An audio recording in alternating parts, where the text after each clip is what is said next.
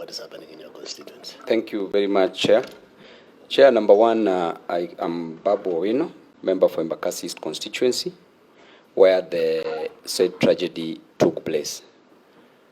Chair, I came here in the capacity of a member of parliament representing the great people of Embakasi East constituency. And Chair, such a tragedy can befall any member of parliament. Chair, we were elected to represent the interest of our people. Today, it is about Embakasi East constituency. Tomorrow, we'll hear about another constituency. And therefore, Chair, the people who passed on in Embakasi East constituency, the numbers have gone to around 10.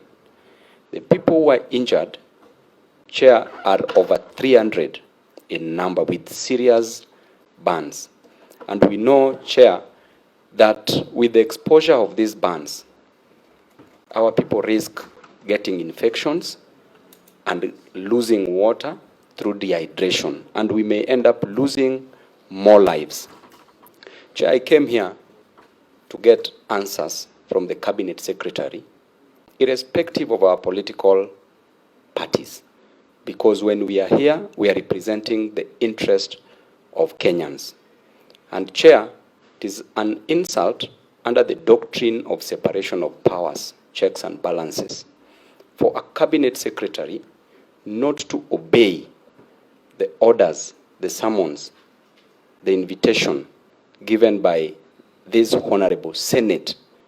And it is even a greater insult to you as the Chair that if the Cabinet Secretary cannot listen to you as the Chair, what about other members of Parliament? What about other Kenyans? And therefore, Chair, the Cabinet Secretary for Energy, Mr. David Chirchir, has proven to be an unreliable witness who, on the witness stand, should be impeached.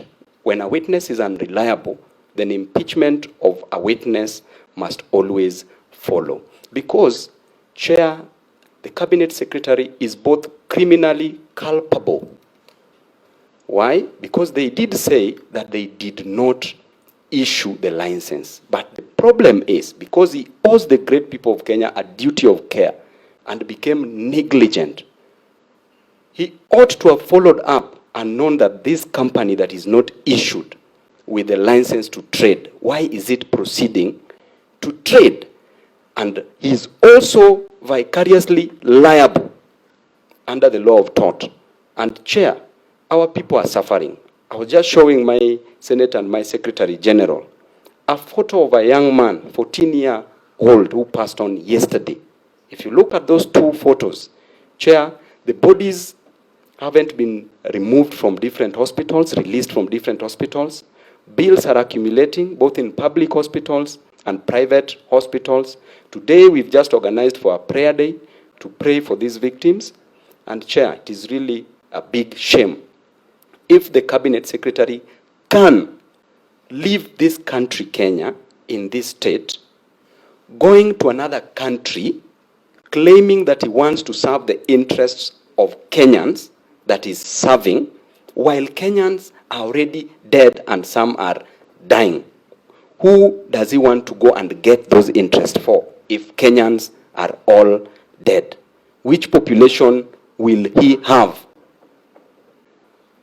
So, Chair, it is a really sad state of affair to be here just because a Cabinet Secretary probably feels very important compared to other members here.